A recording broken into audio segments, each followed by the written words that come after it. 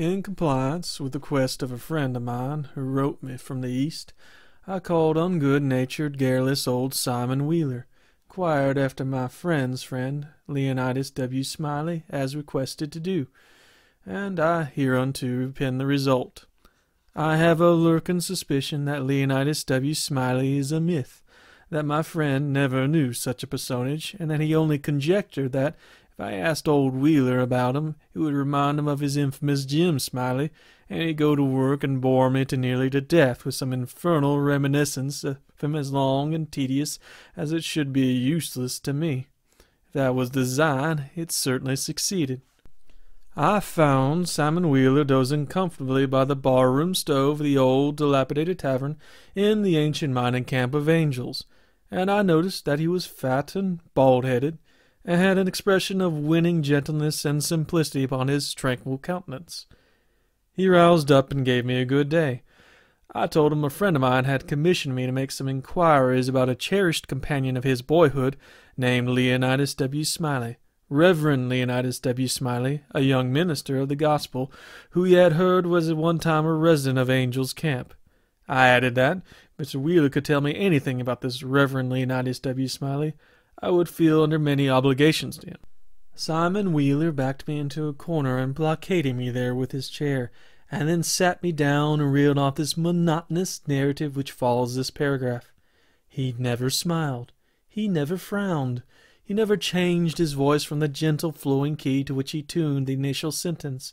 He never betrayed the slightest suspicion of enthusiasm, but all through the interminable narrative there ran a vein of impressive earnestness and sincerity, which showed me plainly that, so far from his imagining that there was anything ridiculous or funny about his story, he regarded it as a really important matter, and admired its two heroes as men of transcendent genius and finesse.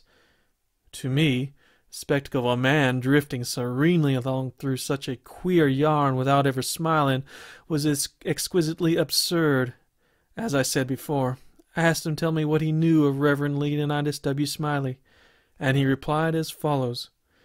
I let him go on in his own way, and never interrupted him once. There was a feller here once by the name of Jim Smiley in the winter of '49, or maybe it was the spring of '50. I don't recollect exactly somehow. What makes me think it was one or the other is because I remember the big flume wasn't finished when he first came to the camp. But anyway, he was the curious man about always betting on anything that turned up you ever see. If he could get anybody to bet on the other side, if he couldn't, he'd change sides. Anyway, that suited the other man would suit him anyway, just so as he got a bet, he was satisfied. But still, he was lucky, uncommonly lucky. He almost always come out winner. He's always ready to lend for a chance. There couldn't be no solitary thing mentioned, but that fellow offered to bet on it. Take any side you please, as I was telling you. If it was a horse race, you'd find him flush, or you'd find him busted at the end of it. If it was a dog fight, he'd bet on it. If it was a cat fight, he'd bet on it. If it was a chicken fight, he'd bet on it. Why, if it was two birds setting on a fence, he'd bet you which one will fly first. Oh, if it was a camp meeting, he'd go there regular, bet on Parson Walker, which he judged to be the best extorter out there. So he was, too, and a good man. Ever seen a straddlebug start to go anywheres, he would bet you how long it would take him to get wherever he was going to. If he took him up, he'd follow that straddlebug to Mexico, but what he would find out where he was bound for and how long he was on the road. Lots of boys here had seen that Smiley and could tell you about him. Well, it never made no difference to him. He would bet on anything, the dangest feller. Parson Walker's wife laid sick once for a good while, and it seemed as their one's going to save her, but one morning he come in, and Smiley asked him how she was, and he said she was considerably better, thank the Lord for his infinite mercy, and coming on so smart that, with the blessing of Providence, she'd get well yet, and Smiley, before he thought, says, well, I risk 2.5 that she don't anyway. This year Smiley had a mare the boys called the 15-minute nag, but that was only in fun, because, of course, she was faster than that, and he used to win money on that horse, for all she was so slow and had the asthma of the distemper or the consumption or something of that kind.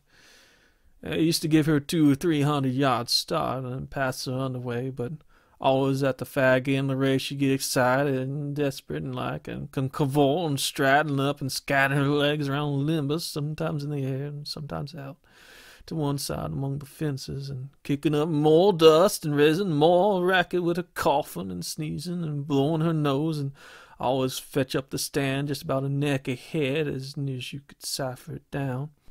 And he had a small bull pup that to look at him you'd think he wasn't worth a cent, but to sit around and look ornery and lay for a chance to steal something. But as soon as money was up on him, he was a different dog. His underjaw began to stick out like the forecastle of a steamboat, and his teeth would uncover and shine like savages, like furnaces. A dog might tackle and bullyrag him and bite him and throw him over his shoulder 2 or 3 times. And Andrew Jackson, which was the name of the pup, Andrew Jackson would never let on but when he was satisfied and had to expect nothing else, and the bets being doubled and doubled on the other side all the time. The money was all up, and then all of a sudden he would grab that other dog just by the gent of his hind leg and freeze on it. Not chew, you understand, but only just grip and hang on till they thronged up the sponge. If it was a year. Smiley always came out winner on that pup till he harnessed a dog that wouldn't have any hind legs, 'cause they'd been sawed off by a circular saw.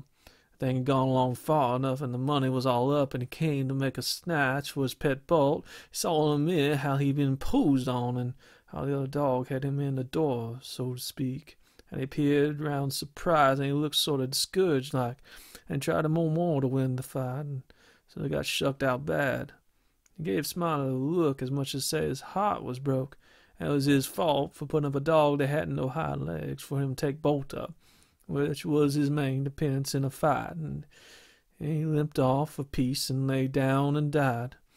He was a good pup, was that Andrew Jackson.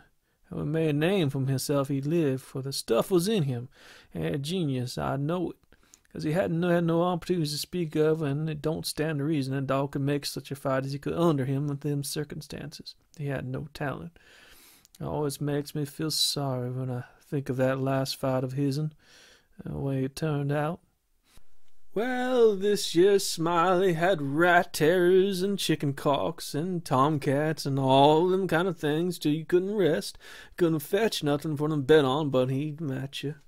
He catched a frog one day and took him home and said he calculated to educate him, and so never done nothing for 3 months but sat in his backyard and learned that frog to jump.